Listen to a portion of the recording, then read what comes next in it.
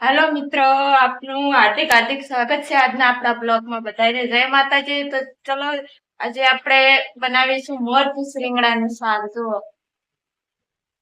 ચલો આપણે રીંગણા સુધારી નાખ્યા છે ને આપણે સિલિન્ડર ચાલુ કરી દઈશું।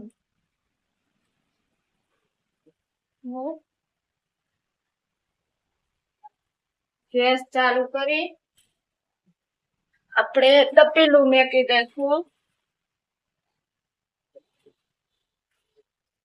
આપણે તેલ નાખી દઈશું।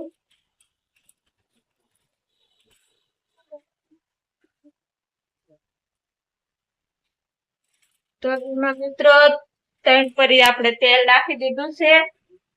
પછી તેલ ગરમ થઈ જાય પછી જો આ રીંગણા છે વાડીના મોરપીસ રીંગણા। તો આજે મિત્રો બનાવવાનું છે આપણે રીંગણાનું શાક। આ છે મીઠો લીમડો, જો આ છે બધો મસાલો। ચલો આપણું તેલ ગરમ થઈ ગયું છે તો એમાં નાખીશું પહેલા આપણે રાઈ।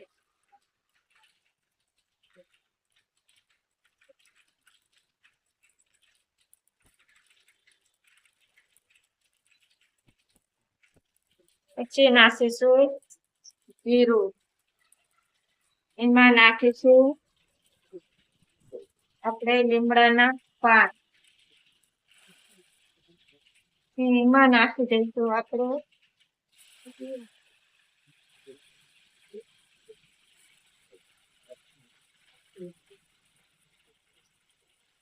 પછી નાખી દઈશું એમાં આપણે બધો મસાલો। આ ધાણા જીરું છે, આ ગરમ મસાલો છે, આ 1 ચમચી હળદર છે,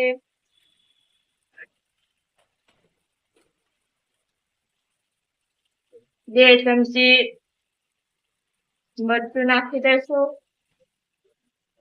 સ્વાદ પ્રમાણે મીઠું નાખી દઈશું, પછી હલાવીએ।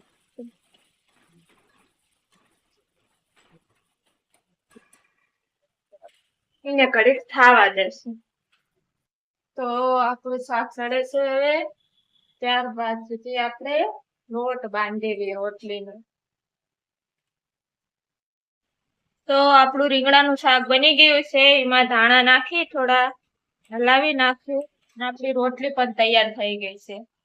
હવે બનાવશું આપણે મેથીના ગોટા। ચલો આપણું આ બેસન તૈયાર થઈ ગયું છે અને તેલ પણ મેકી દીધું છે ને આ મરચા છે, આ મેથી છે।